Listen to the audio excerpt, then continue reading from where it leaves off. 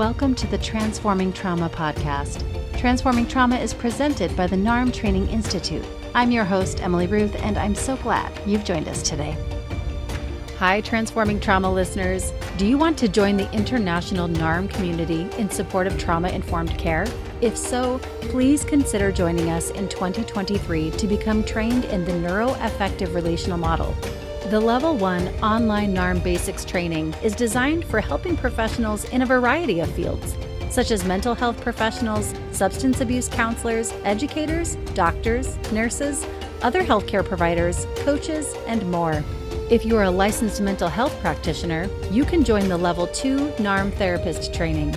This Level 2 training is a clinical training designed for licensed mental health professionals, current mental health graduate students, and active clinical interns and trainees, where you will get trained in a comprehensive developmental framework and clinical approach for resolving the long-term impacts of ACEs and CPTSD. For more information on these trainings and to apply, please visit narmtraining.com/schedule. We hope you will join us in 2023 for learning how to transform trauma. And now for the interview. This year has brought many rich conversations to the podcast. The team here at Transforming Trauma is grateful to the guests and for you, our listener, for joining us on our mission to transform trauma. In this year-end episode, Brad Kammer and I reflect on podcast highlights from 2022 and explore some memorable moments. I hope you enjoy this conversation with NARM Training Director Brad Kammer. All right. Well, this is a treat to be with you, Emily, here for our end of the year reflection about how transforming trauma went this year, and welcome. Thank you. Thanks for having me, Brad. Yes. Yeah. I mean, it feels like it's been so many years we've been doing this, but I was looking back and we just really started around this time last year. Yeah. About a year ago. Yeah. So, we like to just kind of slow down at the end of the year, check in, reflect, learn. And so, we have no script for this. We have no plan. We just wanted to kind of check in. And I'd love to hear about how your first year at the helm of Transforming Traumas went. And then we can get more into the details about, what you've learned and what's impacted you. But just how's this first year with Transforming Trauma been for you? When we first started talking about doing this episode, I just went through and I listed off all of the folks I've been able to talk with this last year. And it's so rich. It's so wonderful to be able to talk to so many people from different areas of the field and talk about something that I feel so passionate about and learn from them. And it's been really beautiful for me. And, I'm still pretty much at the beginning of my career here, even though it's a second career for me. I just feel so fortunate to be able to hear so many different perspectives and to think of trauma and the work that I'm, trying to do from so many different angles. So that's been such a treat. Yeah. Mm. Well, I'm sure I'll say this at the end when we're wrapping up, but I just have so appreciated the spirit you've brought. And, I get to listen to the raw first version. Sometimes we do a little edits just to clean things up, but mostly we keep it. But there's been many moments you've been really touched and moved and had emotions. And I love how you've allowed yourself to be human and be open. And just the spirit of the connections I've been really touched by. So thank you for bringing that energy, which is very NARM aligned, the heartfulness, the openness, the curiosity. Yeah. And thank you for, letting me know that was okay to show up and just be human and not feel like I had to be completely polished and great interviewer. I could just be curious and ask questions and know that showing up in that way was not only acceptable, but that was what was wanted. That really has meant a lot to me. You mean you were putting pressure on yourself? I might have been putting pressure on myself in the beginning. I was like, I have some big shoes to fill. This has been such an amazing podcast. I was a fan long before it was on the radar for me. So I had already been appreciating so much of what I had learned in that first few years of the podcast. And so I felt like I was pressuring myself at the beginning, even though I was trying not to. But yeah, this last year, I felt so much permission again to just show up and be human and ask questions. And it was okay for me to not have answers, that it was actually wanted for me to ask questions. It was fun. It was really fun. It's been really fun. That's something we take out of the NARM trainings, is just the way that we learn how much pressure we put on ourselves in our roles. I mean, so much of the trainings are about helping professionals and therapists, but it's sometimes shocking how, little things even to big things, how much pressure we put on ourselves. And it really serves to dehumanize Mhm. us and objectify us because we're not perfect. Humans are not perfect. And the creativity often comes when we allow ourselves to be more messy, to be more open. And again, I just really have appreciated how you've modeled that. And Mm. so I'm glad we were able to stay in that. And I love watching you grow and learn in that role as well. Thank you. Thank you. I appreciate that. So, we both have kind of looked back at the list of 2022 here, and, we've had some just incredible people on. I mean, I don't even know where to start. Mhm. Maybe I'll just ask you, like, what jumps out in terms of like thinking about some of the folks you've connected with this year? Well, I told you I made a list of everyone, and I don't even know how to whittle it down. How can we whittle this list down? Because I don't wanna leave anyone out. Because every single one has really touched me in a different way and helped me learn something and consider something for myself, new from a different angle that I hadn't thought about. And so, but looking back, probably one of the first couple interviews, we talked to Daniel Shaw Mm, and his view and what he taught us about narcissism. I just hadn't thought about it in that way before. And so there was a lot of learning there for me. And I tried to engage with some of his content that he's put out. He has a few books that I know in the level 3 training you talk a lot about his books, and so it kind of was a nice way to start off this work for me to really engage and dive into his work, and I don't know, I'm curious what you thought about the episode, what came up for you when you heard it? Yeah, we've had him on twice. So before you came on board, we had him, and then we had him on again just because so many of us have been really impacted by his work. I think he, at this time that we're living in, with just a lot of narcissism all around us in a lot of different ways, including within Mhm, all of us to some extent, and really taking an honest look at the dynamics that are around us and inside of us. And I appreciated, I don't remember specifically right now what you guys were talking about during your episode, but I just appreciate how he humanizes these dynamics that are very painful and often very scary to actually look at and address, particularly when they're within us as parents or as therapists, as helping professionals. We don't like to think of, having narcissistic patterns inside of us, but I think he really brings it up in a way that helps to humanize it mhm, for so yeah, many that's people. right, that's exactly what really stuck with me, and I hadn't really held myself in that way of, like, considering the narcissism inside of myself, and so, it could be really easy to kinda shame myself about what I see coming up, but like you said, he really kind of humanizes it, and that was really important for me. Another thing I like about Daniel Shaw's, I think this is changing actually, but I don't know. I feel like in the old days, a lot of these kind of experts, they didn't pull the curtain. They didn't show you what was behind the curtain. And that always to me felt a little bit, I don't know, out of integrity or something. And there's something about the way he just shares so openly about his experiences. He was in a cult and, how that impacted him and how that then turned into his life's work. I really value people that are able to do that. And, we try to do that to the best of our ability in NARM. But I appreciated how much he did that. And also, someone who's written a bunch of books now and, kind of an expert in this field, just his ongoing Mhm. learning and continuing to get ongoing training and ongoing consultation. He's not this finished product. He's continuing to learn and develop himself, which again, I think shined through in the way that he shows up Mhm. in podcasts like ours and other places. Yeah. Yeah, I've been following him on Facebook, and he's kind of posting some kind of ongoing, like, learnings thing like you said, peeling back the curtain and sharing things that he's learning even still, so that's been pretty cool. This reminds me, this kind of flips to another episode that you did with Dr. Jenna Vasquez. Mm. I know Jenna for some years now because Jenna and I met years ago when I was teaching in Austin, and then she came into our first NARM training in Austin and then became one of our organizers and training assistants. And then she went back to get her PhD and did her dissertation on self-care outcomes, I believe, for Mm. trauma therapists, and specifically focusing on trauma therapists that were getting ongoing trauma training. And she narrowed it down to NARM just because that's what she was part of and that's where her community was.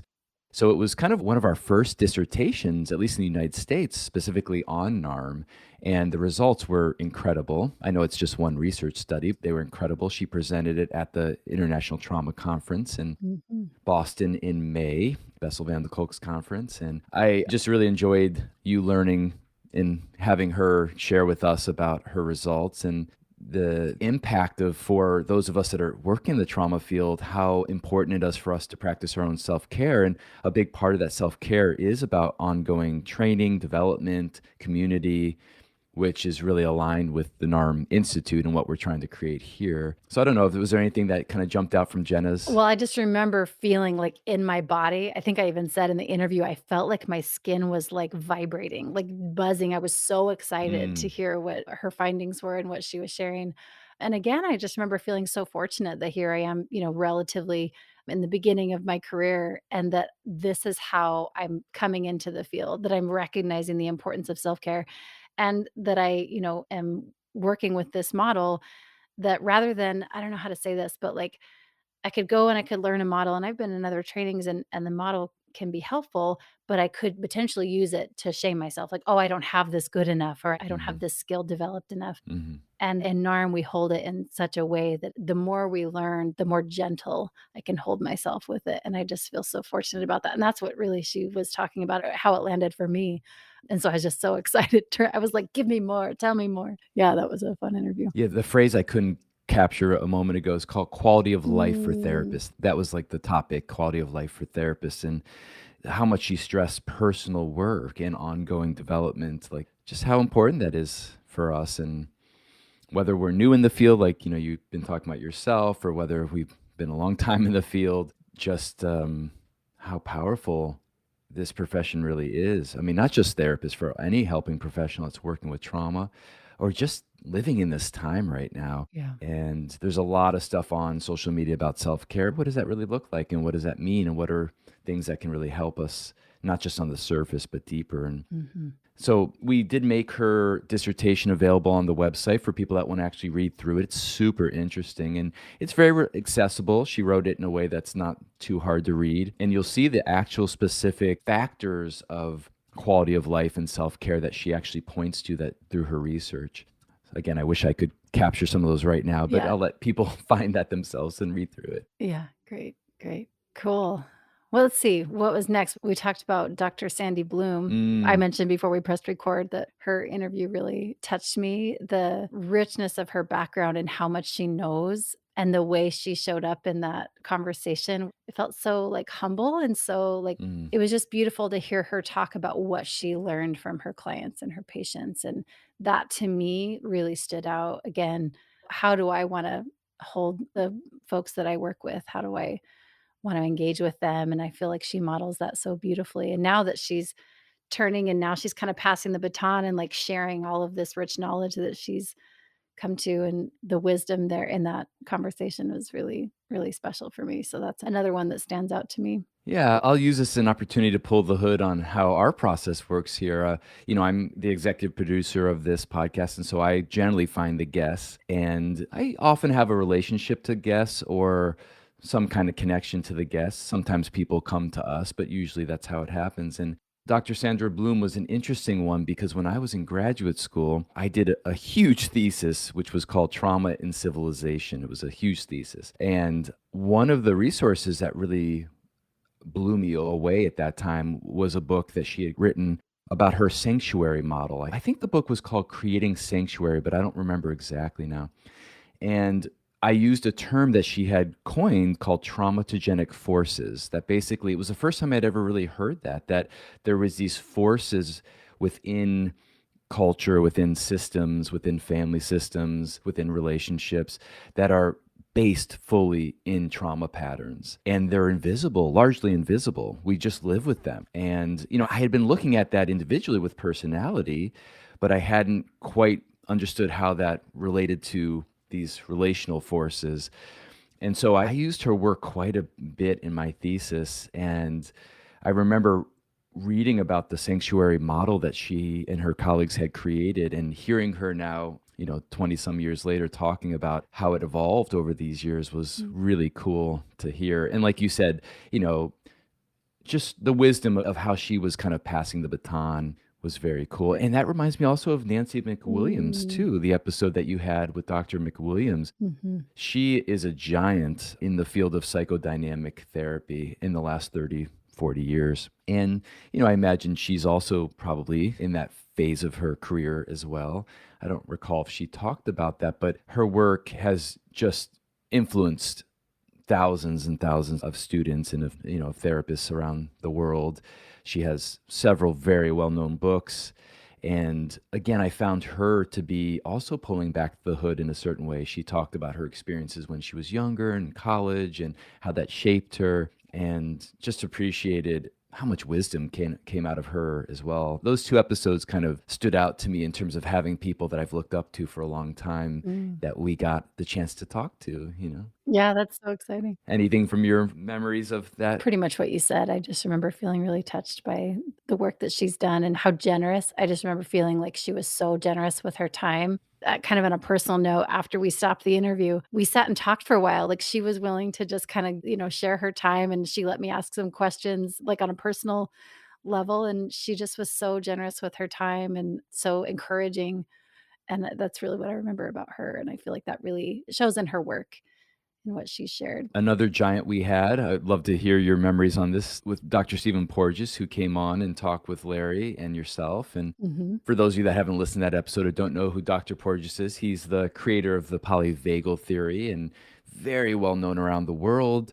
Particularly in the trauma world, we've used a lot of his theory to support our understanding of how trauma impacts the brain and the nervous system. But wonder anything from that conversation stands out to you? I just loved the way that he and Larry, like, engaged, and it felt like the underpinnings of so much what they were saying they had in common, but that they were seeing things from different angles, and that was just cool to kind of think about things in different ways and how they were sharing with each other and seeing, how they held things in similar ways and then maybe some differences that they kind of shared with each other. So that was exciting. I loved hearing that kind of dialogue and trying to think of what really stuck out at me. I was just appreciating the moment, honestly. I was like, here's two like giants in the field and I get to like be in the room. That was cool. Yeah, I feel really grateful that he joined us for that. Yeah. I'm thinking about the intergenerational love webinar that you and Larry did and shared with us. That was a cool, if listeners haven't heard that one yet, I would highly recommend going back to that one and I had heard it before, but listening back again when it was posted,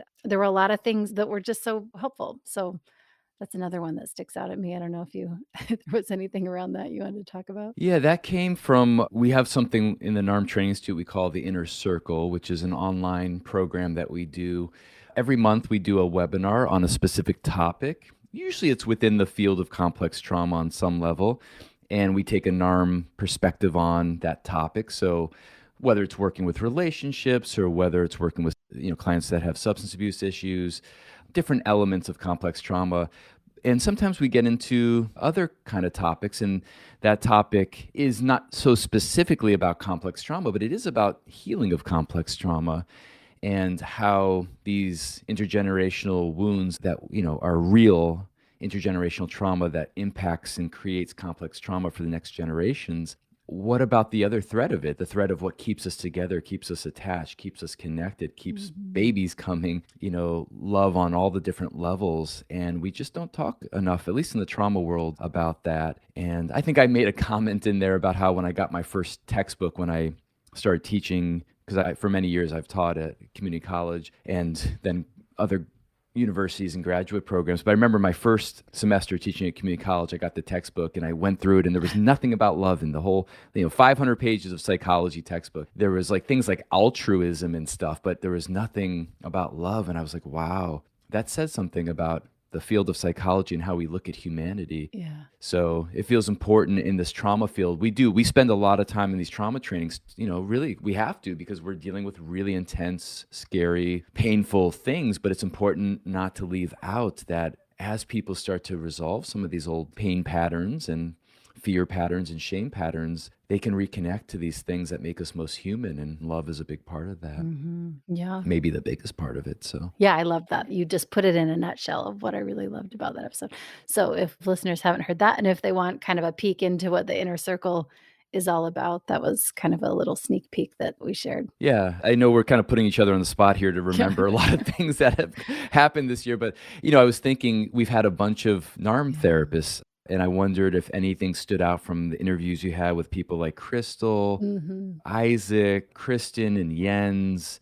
I'll have to go through and see if I'm sure I'm leaving a few folks out. But yeah, anything come to mind about any of those interviews with Carrie Griffin, Yeah. Joanne and Lynn, Kimberly Mead? Yeah, gosh, all of them. That's why I'm saying it's a little hard to like, how do we narrow this down? Because all of them shared things that felt really important to me. And again, I just felt so lucky to have those conversations with them. Crystal's I loved how open she was with her own experience. Like, it's kind of a vulnerable thing to be a therapist and then be recorded on a podcast and have your story kind of out there. Mm, And I was just so struck with her willingness to really share her journey and what her experience has been, in the hopes that it might support someone else in their journey. And I just was really appreciative of what she shared. And a lot of what she shared, I could resonate with on a personal level. And so, yeah, I really enjoyed that conversation.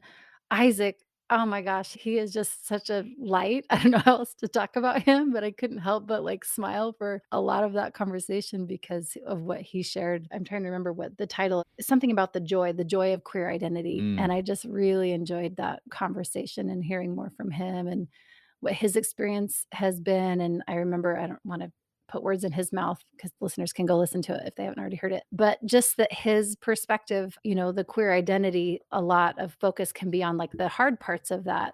And he was like, there's so much joy. Like, this is who I am. And I just really enjoyed that conversation with him. He was great. Mm. And then Kirsten and Jens, like the whole parenting piece, I completely resonated with that as a mother and having my kiddos. I had a toddler at the time to teenager. And so what they shared really, I felt translated so well. And I remember for several weeks after that conversation, there were things that stuck out in the throes of parenting. There were several things that they said that I remember kind of came right in the moment when I needed it just to remember.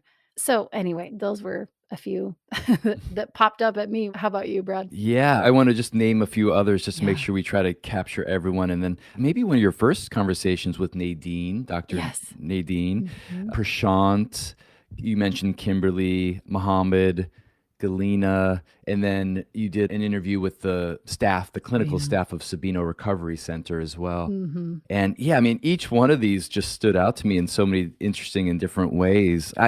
I love Nadine's story, of course. She has a great story and Yeah, she does. she's so good at telling it. Mhm. And there's something very powerful about something that a lot of us know the story of the Wolf on Wall Street, but to actually humanize it from her perspective and to hear how she used this abuse and these experiences to then become a therapist and dedicate herself to healing a lot of narcissistic wounding, Mhm. narcissistic abuse. That was fun to hear the two of you connect. And you had such a nice energy in that meeting. And Yeah, that was a really fun one. I so enjoyed, and she's another one that afterward we talked for a while, and I just felt so lucky to kind of, have that connection with her. And she's one too. So she's written a book. And then also this was kind of a later, I don't know, later in life, where I'm in my 40s. But so we have that in common of kind of coming, to this as like a second career and to see really how she's affected so many lives. Now if you're familiar with her, she's on TikTok and she's affecting a lot of folks on social media and sharing her message and I think helping a lot of people. So that's been really fun to watch her journey there. So yeah, Dr. Nadine, Dr. Nay. yeah, Dr. Nay, that's right. Yeah. An episode that I did with Bill Lokey, and that really touched me. Bill came into our community at the last stage of his life. He's going through terminal cancer process, and him and his wife Lori came to the training, and I just was so inspired by. They basically said, "Hey, they're going to do what they want to do in this last phase of life. As long as he can get out of bed, they're going to do what they want to do." And they wanted to come to learn NARM. And he really inspired us. And I really appreciated that conversation. I hope to have a future conversation or two with Bill in this last period of his life. And I know for so many of us, at least in America, we do not do death and dying well at all. We don't do loss well at all. And I know I don't do it well either. And so, I want to learn, Bill is a role model in that way, just how courageous he's been. I'm not saying every day he wakes up and he's, modeling that for us because he's, I think, the first one to say that there's good days and there's hard days. But those real conversations about people that are going through these really intense human things that we can't do a lot of change around, that impacted me a lot. He impacts me a lot, but just that time together also impacted me. Yeah, that was a lovely conversation. That was another one that there were moments that felt like sacred, if that's okay to say that. Yeah. Another one, this is not a NARM person, but I think I was excited about this meeting of Mhm. Clementine Morgan. Mhm. And you and I had both found her on social media well before we got a chance to talk with her. And yeah, that episode, I just was like, wow, she is dynamic Yeah. and courageous. And the way that she's living her trauma healing, she's not a therapist. Mhm. She's an advocate. She's a political and social activist. And the things that she's taking on, it just takes a lot of courage, a lot of belief in yourself to be able to do what she's doing. Mhm. And, her focus is a lot on, she kind of talks about cancel culture. That term is a little bit hard to define, but really what we look at from an NARM perspective is relational loss. And what happens when we try to stay in our authenticity, the fear of being excommunicated, the fear about being shamed, and how then we start to adapt our authenticity in order to stay in relationship.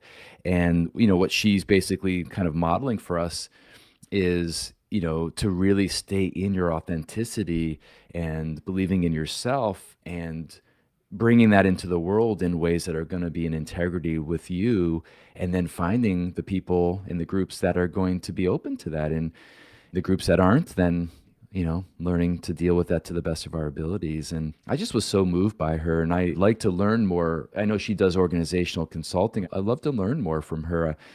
There's a lot of different perspectives out there about how we deal with some of the social challenges we're dealing with. Mhm. And I think learning from these different perspectives is really important. And I think she has a really valuable one to offer. Yeah, that's an exciting interview. If folks haven't heard that one yet, go back definitely and listen to that one. It'll get you thinking for sure. Yeah, probably our most controversial one, Yeah. I would say, maybe. Definitely up there in the top two or Yeah. three. Yeah. Because there is a lot of ideology on all Mhm. sides, and I think she's trying to cut through that. And, I'll let people make their own determinations. We're not necessarily subscribing to one particular perspective, but I think because she's done so much of her own trauma healing work, which she talks about in that episode, there is a lot to learn about how to make the personal into the political or into the social. And I think that's something a lot of people are struggling with, because we need to do our own healing work, but we are also living in a world that has a lot that needs to change. Otherwise, we're not going to have a healthy world for our children and grandchildren and Mhm. next generation. So, yeah, people like that are always fun. Yeah, I love the ones that maybe are a little bit controversial, but get me thinking. And maybe I don't always agree with everything, but I love when it gets me thinking about things in a different way. And she definitely offers that. Yeah. I think the one that stood out for both you and I, which also has to do with intergenerational trauma and intergenerational healing, was Judge Abby. Mhm. I just was so blown away by that episode. I knew I would based on what I had learned about her, but wow, so real, so down to earth, and the wisdom that she has embodied, which is not easy, when you've been cut off from your intergenerational wisdom. The work that she and her community have done to reconnect to that in a real way, in an embodied way, an authentic way, was just, it gave me shivers. Mhm. I wonder what you took away from that. Yeah, she was just another one. I was so impressed. I don't know how else to say this. It's just there's a quality about her that, as she's sharing, it's matter of fact, but there's such heart there. Like, there was such Mm, heart, and you can really see even just in her eyes, and this is when I'm like, it would be great if there was a YouTube channel, because I think a lot of folks would mm, would really appreciate how she's showing up even, like, in a physical way. mm, I don't know how else to say that, Brad, but just the way she is, and when you see her, and you can hear it in her voice too, but she's really special, and the work that she's doing is so, so important, and I definitely learned a lot in that conversation. Yeah. mm.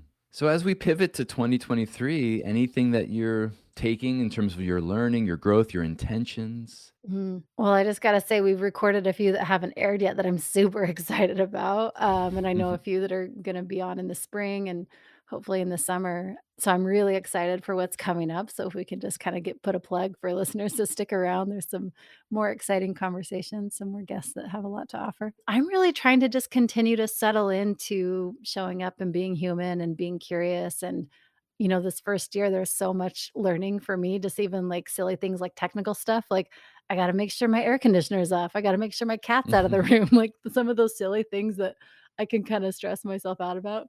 So now that I feel like, okay, those things I'm tracking, now I can, maybe settle in a little bit more to the experience a little deeper. So I know that might sound kind of silly, but those are things that I'm, tracking in terms of my growth.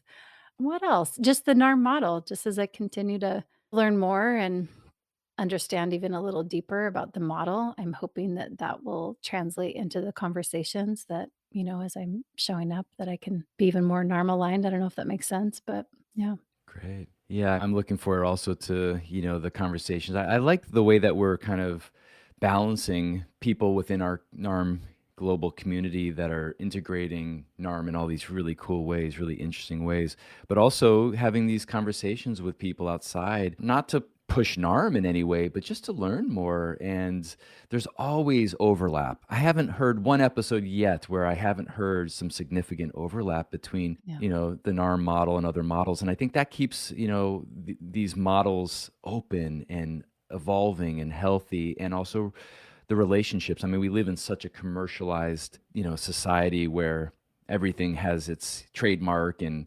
everything's compartmentalized. And I'm always been a fan of interdisciplinary learning and bringing different systems together, even different fields together outside of psychology. I think it's so important.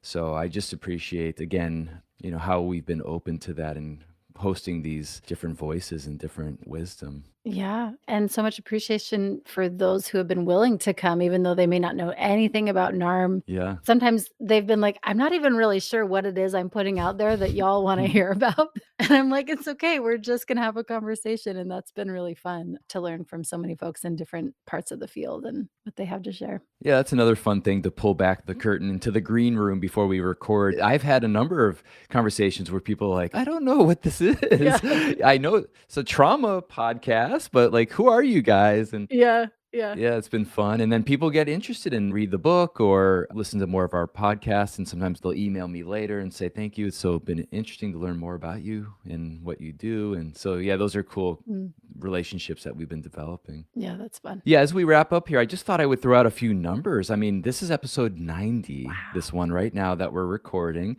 So, which means that we're moving into 2023 and we'll hit 100 at that point, which is just really cool. And we've had almost 500,000 downloads. I don't know what that means exactly, but that seems like a big number. That's cool. Very cool. Yeah, and our editor told us that we were in the top 1 or 2% of all podcasts, which is pretty incredible in terms of listenership and engagement. So we just wanted to appreciate every one of you that's listening right now, that has taken something from these episodes, shared it with your friends, your colleagues, your family. We really appreciate this. The deep intention of our institute and this podcast is to make this work more accessible, to take it out into the world in whatever ways we can, so that these psychological principles don't stay just in the one-on-one therapy room, although it's important there too, but that it gets out into the world. So we just want to appreciate each one of you for being supporters. And Emily, once again, just thank you so much. I'm so honored and happy that you're part of our team here, and you've done such a wonderful job, and look forward to moving forward together into 2023. Thanks so much, Brad. Appreciate that. Thanks so much for joining us for today's episode. To find more about our guest and their work, check the show notes or visit us at narmtraining.com/transformingtrauma. Do you want to join the international NARM community in support of trauma-informed care? We are excited to be kicking off trainings in early 2023 designed to support those of you working with clients or populations dealing with the effects of adverse childhood experiences and complex trauma. For more information on these trainings and to apply, please visit narmtraining.com/schedule. We hope you will join us in 2023 for learning how to transform trauma.